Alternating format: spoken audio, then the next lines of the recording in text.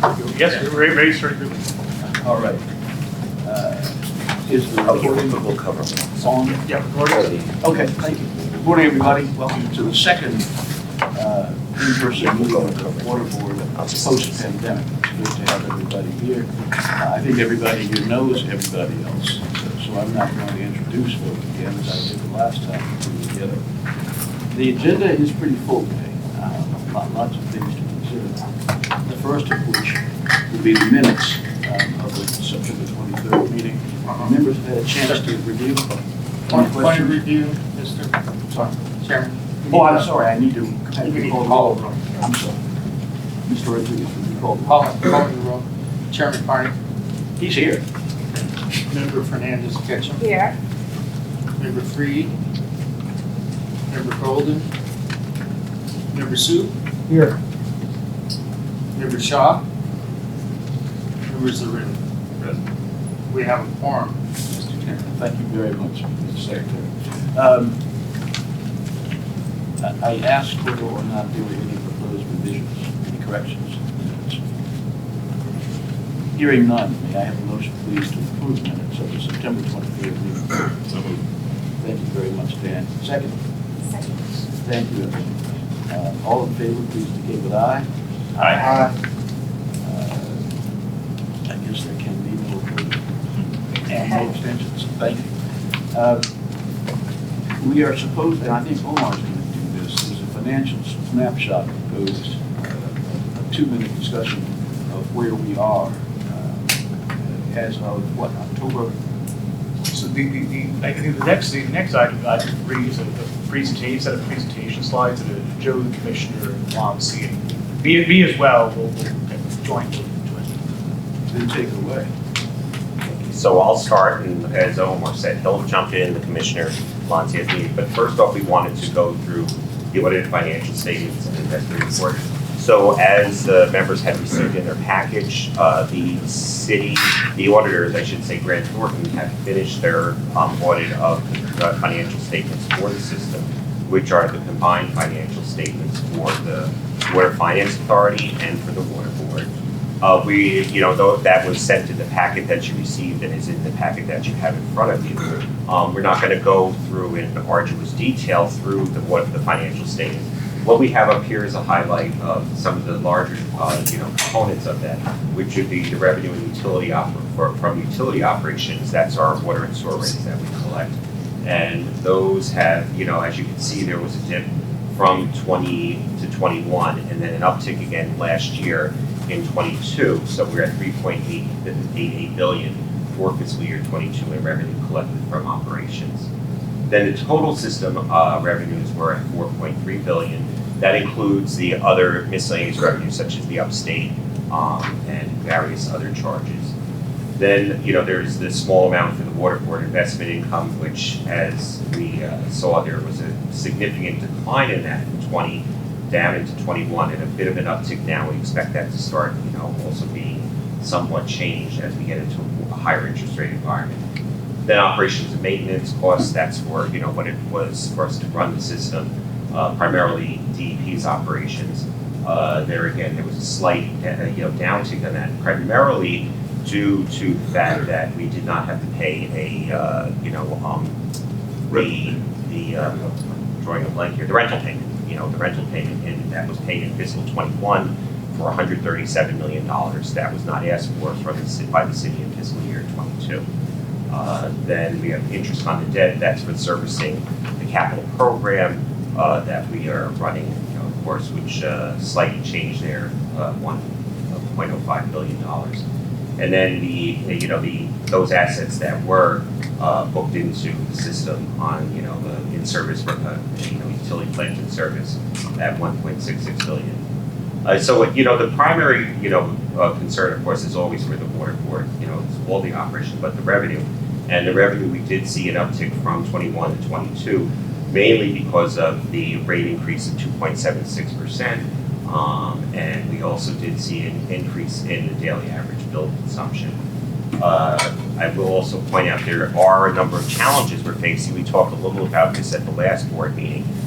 These are not reflective of the financial statement. This is just a commentary for as we get ready for moving into the next fiscal year and start thinking about rate setting for fiscal year '24, we continue to see, recovery in the revenue side.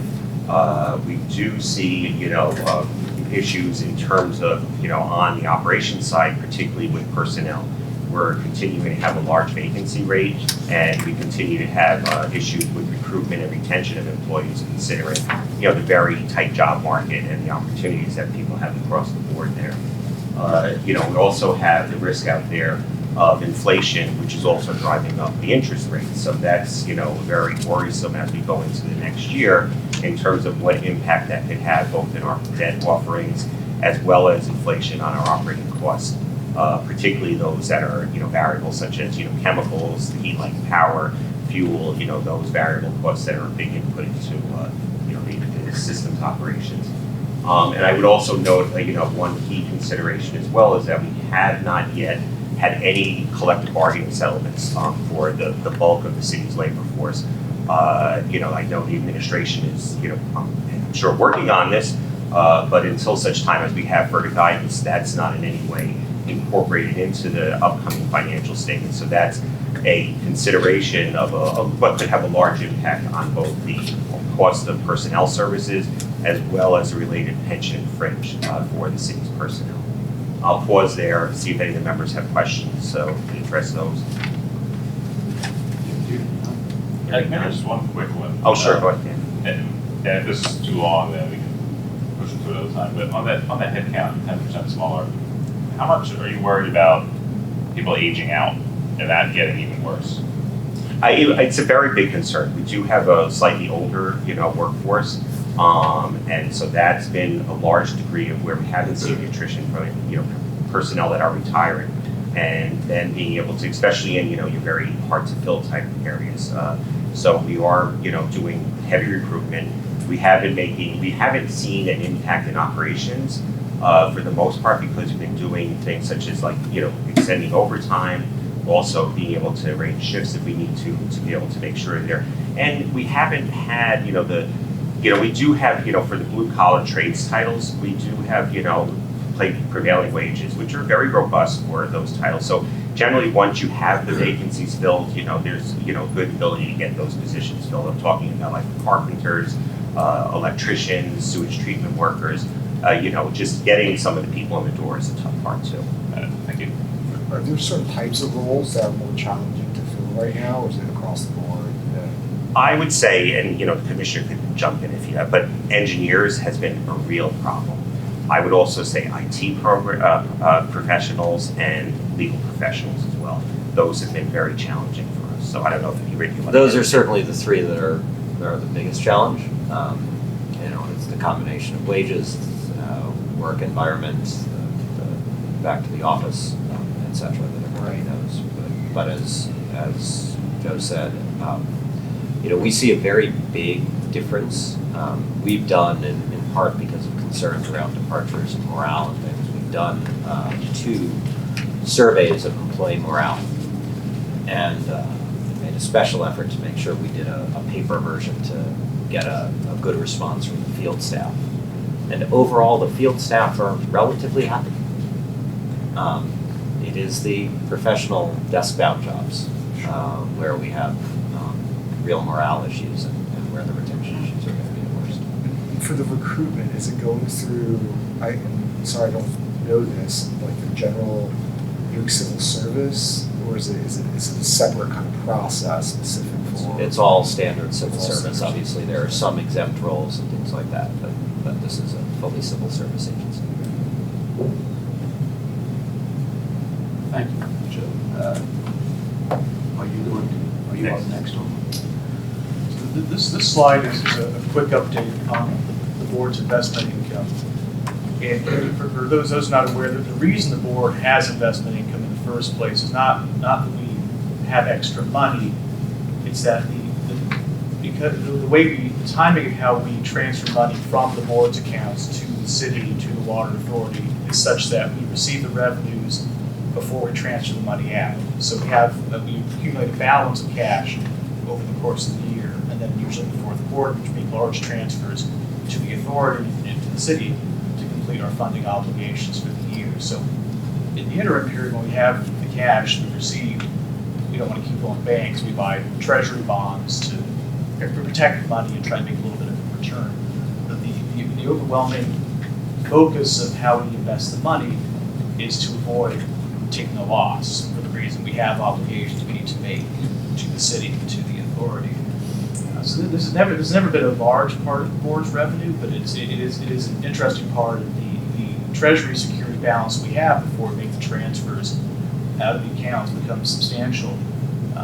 Prior to the pandemic, we reliably have between $5 to $10 million a year of investment income just from investing in treasury bills and treasury notes.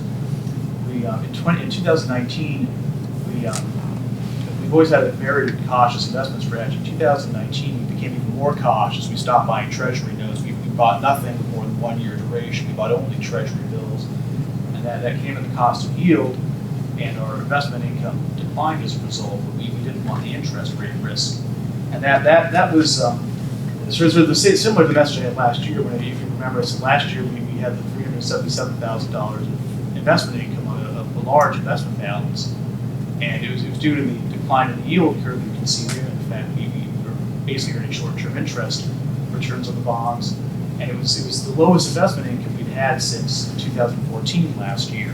But we didn't lose money here, where a lot of people did lose money. This year, the investment income is back up. It's almost $1 million this year, with 150% growth last year. But this year, it doesn't compare well to the $5 to $10 million we had prior to this strange interest rate environment. But I view it as a huge success this year because people who stayed in the treasury market and took slightly more duration risk, bought somewhat longer term stuff, and lost 20% of their money last year buying treasury bonds. So we eked out a small gain in a year where people buying what's literally the risk-free asset lost 20% of the money. So I view the $911,000 as a huge win for us last year. So you lose 20% on the investment balances we had, and we could have been looking at several $100 million loss, which we avoided. So it's a small number, but what could have happened, we take a little more interest rate risk here with calamitous, and we avoided that risk. So the question we have next year, we will hopefully involve the board in a little bit, is do we want to, now that the rates are trending up, do we want to take a little more, do we want to enter back into the notes market to take a little more duration risk? It's sort of a question we'll be bringing to the board in the future. My question, do we do the investing in-house, that is the water board, or is it handled by the Water Finance Authority, or is it? What's the mechanism? So the investment guidelines, which describe what we're allowed to purchase, this board adopted in 1997. Right. They allow a variety of things, but we get skewed toward the safety side of it. The tactical day-to-day security selection guidelines are established by the board staff, by the three of us plus our council, in terms of what we direct the trading desk to buy. Now, the trading desk is the controller's office, so the same trading team that invests the city's still probably $100 billion plus in fixed income assets is doing our trades for us. We get it totally cost-free. We don't pay a management fee to them. We don't pay a consulting fee. They provide that service to us gratis. And then the custodial arrangements are at State Street. So the securities are custodied at State Street. It's part of the controller's master account, and the controller's team tactically executes the trades based on our instructions that are informed by the guidelines this board has set of what we're allowed to do within those guidelines, what we're allowed to do. I wasn't able, as you all know, I wasn't able to attend the joint audit committee meeting yesterday. Was there any significant discussion on the things that came up in that meeting that this board would want to know before we actually move to the consideration of the resolution? No, we had a clean opinion from Grant Thornton. They said it was the smoothest audit they had conducted so far with us. Very complimentary towards the team and the ability to get all the information they needed. And that was both on the authority side as well as on the water board side. So I think, from my perspective, it went very well. And so they had no material weaknesses or findings from there. There was a few little things that continue about some of the IT stuff, but nothing, again, that's worrisome. You know, a lot of those we've already been addressing. Some are holdovers too from the old CIS system. So those are going to be, now that we've moved away from that, it was the last year of CIS being part of the audit. Now we have the new UMAC system for the billing system. So that will, you know, mostly diminish to not totally go away by the time we get into the next year's audit. Okay. Are there questions from any of the members? Joe or Omar? Hearing none, may I have a motion to approve the resolution that approves the 2022 financial statements? So moved. Thank you, sir. Is there a second? Second. Okay, thank you. All in favor, please indicate with aye. Aye. Four of us. The motion carries, the resolution is passed. I didn't mention that David Womack is here, the guy who runs the Water Fund. David, you were present at the meeting yesterday, the joint audit committee? Yes. And I gather that the joint, don't be here, hello. I gather that there was a meeting of the Water Finance Authority after the audit committee meeting where the financial statements were also approved. Yes. Okay, all right, thank you.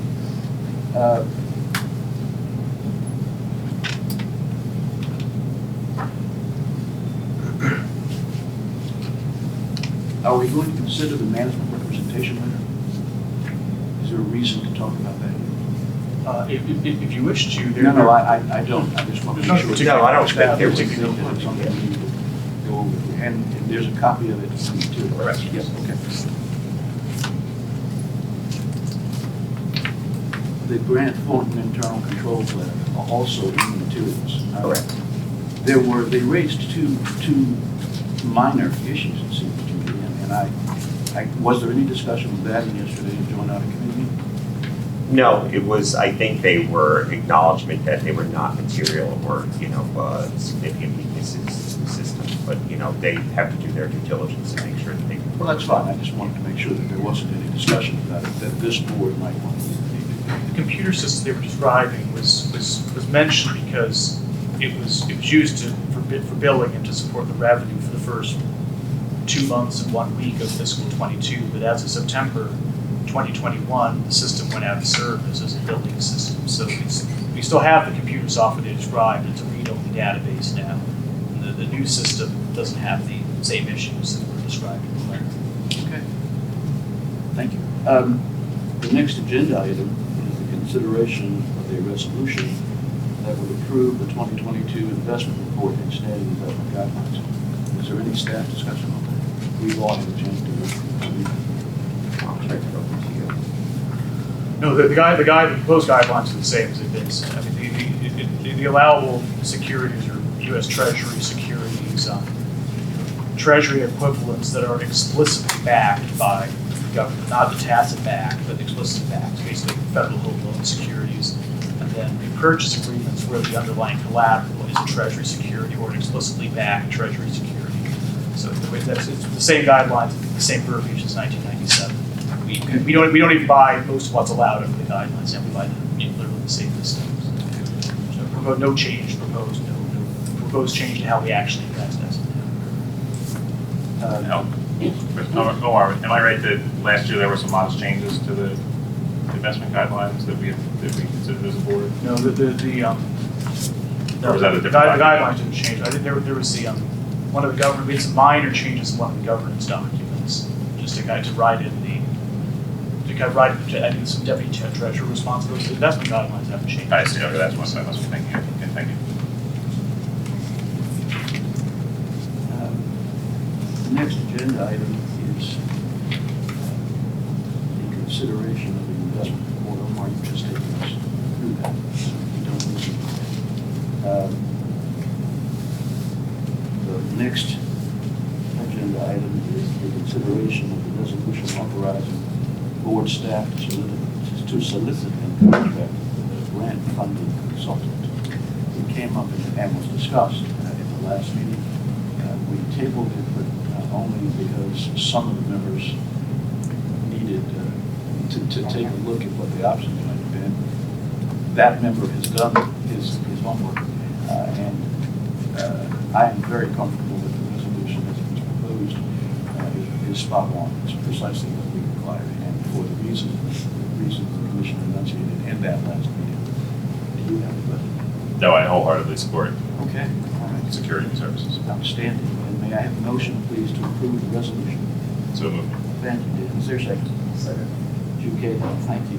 All in favor, please indicate with aye. Aye. All four of us have voted aye. It means that the decision is unanimous. Mr. Commissioner? And at Al point, because I think. Yeah, point of order. Well, Well, we can go back to that. okay, yeah. Yeah, we missed a vote on a resolution.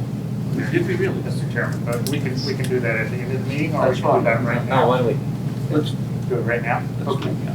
Yeah, there's a resolution to approve the investment guidelines in the report. Of course there is. Sorry. I apologize to staff. Does anybody do we want to have a discussion on that resolution? No? Then may I have a motion, please, to approve it? Thank you. It's okay, thank you. Second. All in favor, please indicate with aye. Aye. Aye. Very good. Four of us have voted yes, so it passes unanimously. You've also consulted proposals. There is a document in here called the Board Annual Self-Evaluation. It's near the end of the packet. And I want to thank you all, it's very classic. You stamped, you put a stamp on it. I have a large collection of Star Wars stamps. I have modern art. I try to find the most tasteful stamps I can. I've had a chance to see it. Is there any discussion for the members who want to know what this is about? I imagine this is self-explanatory. I think so. The question is always whether, the question being is always whether the questions posed are appropriate for this group, for this board. And what I'd like to, you have a chance now to review it. You can send it to Omar later on, it's properly addressed. I want to make sure that all the members are comfortable that the questions that are being asked are appropriate for the water board. And if not, it would be great to have a quick discussion of proposed changes.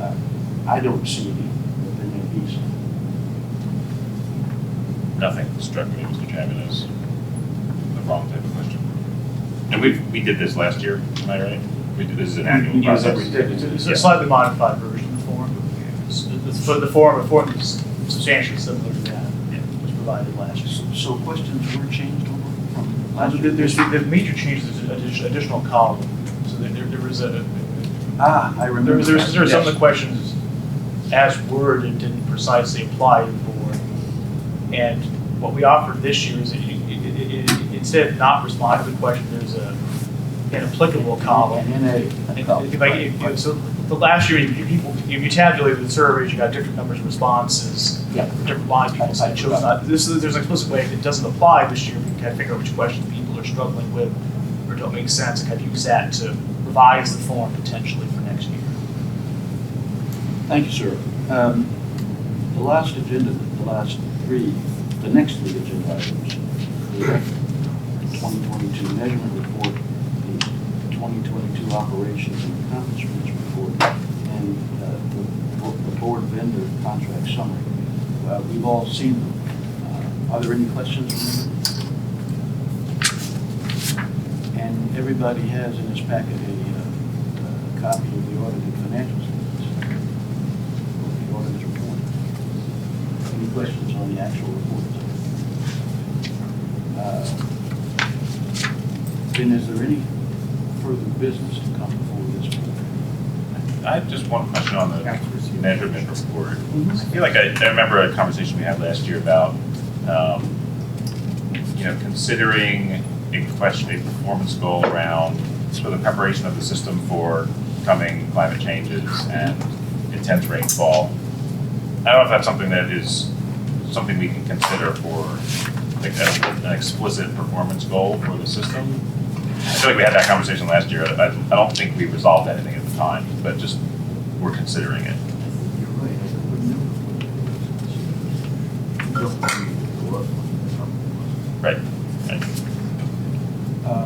I think what we want to ask them, the question on the table is whether or not there might be a specific performance goal set in that category of information. We'd have to look, it would have to be quantifiable or tightly measurable. So Right. Yes. Why don't we take as a work stream, just kind of think about it? Yeah, I don't think we shouldn't, I'm not gonna suggest, language Yeah, right now, why don't but we it'd be do it- helpful if staff could consider it and maybe come back to us with right. with a Let's take those thought. work stream and come back to. I think one of the things I would point out is that the strategic planning effort that Of course. you all authorized last month, as I said, one of the things I hope we will accomplish out of that is to be able much more clearly and to a certain extent with some quantifiable metrics, the value of our capital plan. Yeah. And inevitably a significant and growing chunk of our capital plan as we Right. go forward is going to be dedicated to resilience. So Right, it feels like a helpful thing to measure ourselves. So I think we will, I think through that process, I think to Omar's point, one of the challenges is how do you turn something into a quantifiable metric? Right. But I think that is something that we will be seeking from our consultants. Right. Thank you. Secretary, have I missed something on the agenda? I think there's a presentation. There is, I thought, There's a second piece, the financial update, which is on the top of the board's asked for, Okay. which is the open receivables balance and I apologize. the customers. So, Mr. Chairman, there was a question from the board at our last meeting about accounts receivable. We thought we'd give, in the interest of being responsive, a brief update right now. It is our intention at our next meeting in December to come to you with a much more comprehensive proposal for both how to reduce accounts receivable. We are exploring ways that we can help customers even more than the Water Board currently authorizes us to come back into good grace with us, as well as also issues that have been raised in the past about affordability. There may be some aspects of this because we do know that at least some portion of the people who are our accounts receivable and are in debt to us are doing so for legitimate financial reasons. So our intention is to come to you in December with a full presentation, perhaps with some proposals that we may be asking you to vote on to help us do this. I certainly am quite cognizant of the fact that with a large balance in accounts receivables, there is an increasing question that we may get. I think we got from some public comment during the last rate case around how can you raise rates on us, the people who are paying, if you are not aggressively going after the people who are choosing not to pay, right? And I think that's a legitimate thing, and what we have to balance is trying to be as helpful as possible to the people who are genuinely struggling, and frankly being as harsh as possible on those people who are frankly using their water bills for cash management or just to save money, right? And so, in any case, this is a snapshot at the highest level of where our accounts receivable are. Of course, we do keep track of our 30-day accounts receivable, but in a context when we are only sending quarterly bills, the reality of how many people pay their bills is they get reminded by the next bill, and so until 2 bills have been missed, I'm not convinced it's a good metric. I sat in at our call center a week and a half ago and listened into a phone call, and it was exactly that. Somebody was like, I got a bill, I thought I just paid it. And our CSR kindly explained, yes, you just paid your bill from 2.5 months ago. It is what it is. In any case, so this is the overall snapshot. The reality is that compared to the beginning of the pandemic, our accounts receivable that are 180 days or more have grown significantly from what had been 600 million to now 800 million. Just over the last year, we've seen that continue to grow from September to September. As you see, the total number is 10%. And down below, it's been even more extreme in terms of those that are a full year late. One of the interesting things that's going on though is you see with the number of accounts, the decline there reflects the fact that we've worked very hard to be helpful to small accounts.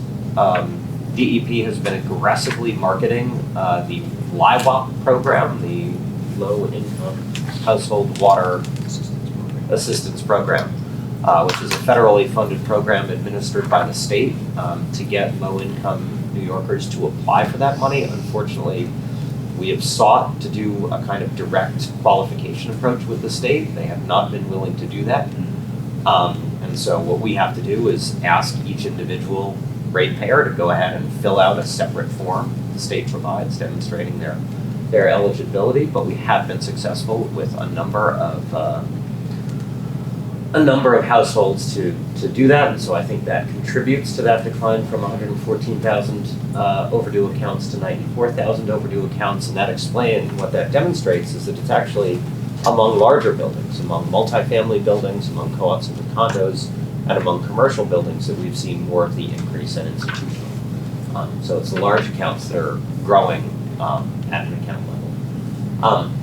We still do not have authorization to do tax lien sales. That expired, and that is a material issue for us.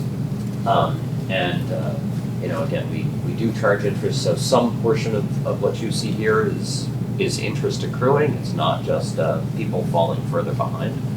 And of course, per water board guidance, we do have flexibility on an individual account basis to forgive part of the interest that has been accrued when a customer enters into a payment plan with us. So this is something that we are paying very close attention to. I am personally paying very close attention to because, again, I'm cognizant of the fact that we can't go to those good citizens who are paying their bills and ask them for more money if we are not doing everything we can to collect what is due to us. On our next slide, we have... What do you think is the outlook on the tax lien in the city council? I mean, I know it's a crystal ball question, but... To be honest, I don't think I have anything to say on that that's helpful. Yeah. But on our next slide, you see this broken down a little bit about the size of properties. As you see, despite the fact that we've had more progress on getting smaller accounts into compliance, residential is still the vast majority of our overdue bills. It's roughly split between those 1 to 4 family homes and larger properties. And that is actually an interesting change.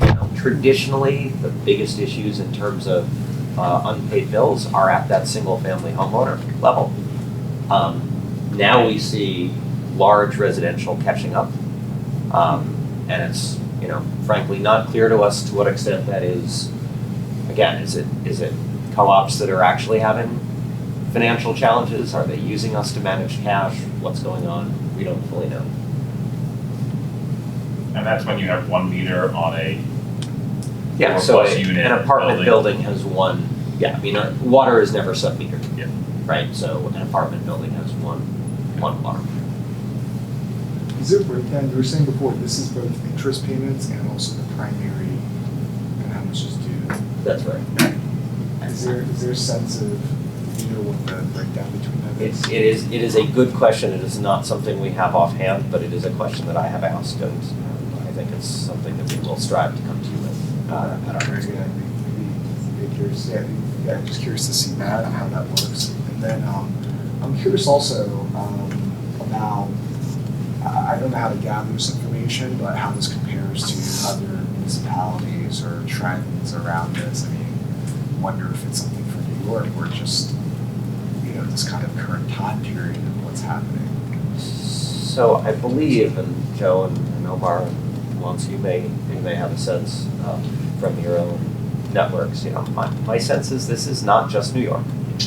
Right? I mean, the whole nation, the whole world had the economic disruption of the last couple of years.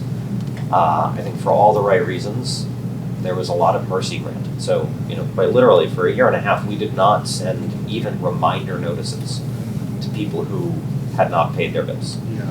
right? We started that up back in March or April.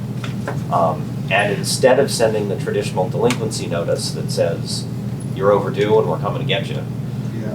we started with a very soft note. We intentionally started out by saying, hey, here are all the resources available to you. Here's, it's a gentle reminder, because we needed to ease people back into the fact. And unfortunately, I think some people had just grown accustomed to ignoring their water bill. And finally now we are starting to send out, we're doing robocalls, we're doing notices. Now they have much more extreme language on them, right? We are beginning to lose patience, as it were. Right? But, if I may, It's also Rick, be true with other utility types too, gas, Definitely. electric. Yes. and if I may, Rick, the other thing is that most other utilities did, as you said, went through, the forbearance period, but they do have curbside shut-off. So many other municipalities have resorted back to going to curbside shut-off. And that is the biggest, enforcement tool that other municipalities have that we don't have. We do have the legislation that's passed that now will start having us put in, when you replace the water line, that a curbside shut-off valve will also have to be put in, but that's a very long. So just to be clear on that, so this is something I did not know until I took this job, that for us to shut off water, we actually have to excavate. Excavate. We actually have to dig down to the connection between the service line and the water main. And so as Joe points out, now our new design guidelines require that when a service line is installed, there is a shut-off valve that other utilities, of course, have a switch to throw. So it costs us money and takes significant time for us to do a shut-off. But I will say, in New York City, we have not done a water shut-off since 2007, 2006, something like that. Yeah.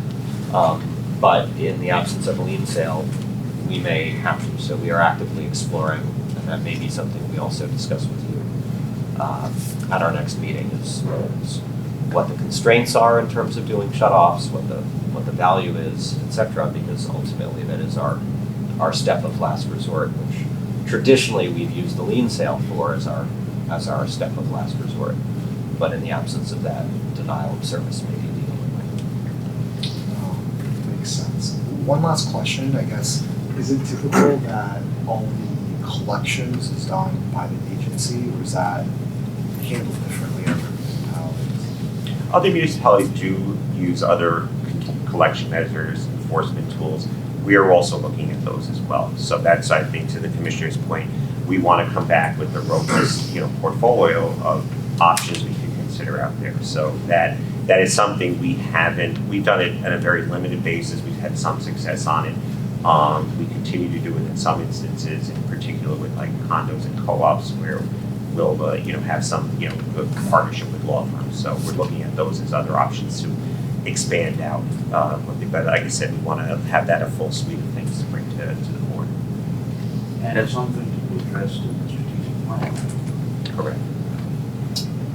The long-term outlook on our collections apparatus and overall rate structure, definitely. I'm not convinced that a near-term effort around accounts receivable would be done by, frankly, I don't think we have time. Like this is something we are actively working on. Again, we'll bring something further to you next time. But this is something I feel like we have to do a lot of work in the first quarter in order to be legitimate when we go to a rate case in May. And when you mentioned that you're prohibited from doing shut-offs right now, or you are No, it's physically this physical issue constrained? that if Con Ed needs to shut your electricity off, they go and flip a switch and it's easy, Right. We literally have to send a crew out to excavate in front of your house. And so do we have, established criteria? I mean, that's a very extreme step, as you know. It is. The last time we've done that, do we still have procedures in place on, like, what gets you to that point and how you make that decision? No. And so that's one of the things we are looking at, is what an appropriate approach to this might be. But it is, and we are also, for example, we have a small effort right now where we have a law firm that is engaged. We direct them towards certain classes, towards condos, for example. We have a law firm that's sending threatening letters, and we could pursue legal action against entities where we think that might be successful. There, I think different classes of debtor require a different approach, right? And so that is something that we are. But again, we are thinking a lot about this challenge. And just to your earlier point, like the distinction between people who aren't paying versus can pay, I mean, it clearly has to be part of that calculus. 100%. And I think one of the things that we find, and omitted from all of this, and in fact we take out from these numbers anybody who is in a payment plan. Yeah. And Well, it's a good faith effort. The right? Water Board has given us authority to negotiate individual payment plans with some real latitude. We do not, as a general practice, forgive principal, but we have wide latitude to forgive a certain amount of interest. Those have to be negotiated individually. One of the things we may come to is kind of a short-term programmatic, so just check the box and send it in, as opposed to having to make the phone call, because unfortunately our staffing in our call center means that our wait times are somewhat elevated, unfortunately. So we know that's on us. But we also we have compared to most utilities, we have a very low percentage of people who are enrolled in auto pay. And of course, that's the most significant strategy that you can get people into regular payment. And so that's something that we're going to be looking to adopt a more commercial approach towards. Again, something that we may be bringing, we would need to bring to you most likely to adopt some of the approaches that they have. I would like to do that for myself, and I haven't been able to figure it out yet, so. You can just go to my DEP, it works very well, very well. We could do it all live together in this next meeting. So my question was related to that, because as a consumer myself, I know that there were changes made to the billing and being able to pay online, and I think it's improved, but do we have any report on an update? How's it going since we instituted the whole online? Because there's still challenges. I myself, as a consumer, have experienced difficulty sometimes. But it would be good to hear, because it doesn't give you too many options. We can certainly cover that next time. When, as I said, my intention is to. Because I think if we may find out, once we find out more details, right, about who these account receivables includes, it might mean something or it might not. Yeah. Well, I think this certainly means something. I think I didn't even finish my thought. I'm sorry with Dan's question, which is, one of the things that happens is when people reach out to us, that conversation gives us much greater insight, right? And we do have a relatively small scale program to help people who are genuinely low income and struggling to pay. When somebody calls us, we can help them through that program. If they don't call us, we don't know, right? And so kind of the reaching out and acknowledging that there's a problem is like the first step. Yeah. Then we have one more slide to share, which is unreadable, but in your packets you have the list. I thought it was interesting to have the list of our 100 most delinquent accounts. I think what stood out to me was the state. Sorry, Dan, what did you say? What was that? I couldn't quite hear you. What? Say it again? Yeah. Yes, so we are, as you would imagine, we are in conversation with our largest debtors. They sometimes respond to our phone calls. But yeah, just so you know. All right, further questions, more questions for the commissioner? Two things. One, I have not expected you to do this so soon. We had the discussion a month ago, and you all pulled together a pretty comprehensive starting place set of slides. Thank you for doing this. We'll look forward to the more intense and extensive discussion. And what do you think, the December meeting? Yes. Because it doesn't have to be in December. Mr. Chairman, I think it has to be December. We don't Okay. have time. Yes, sir. We don't have time. And, you know, one of the reasons we were prepared is that we've been doing a lot of work on this topic for several months now. Thanks very much.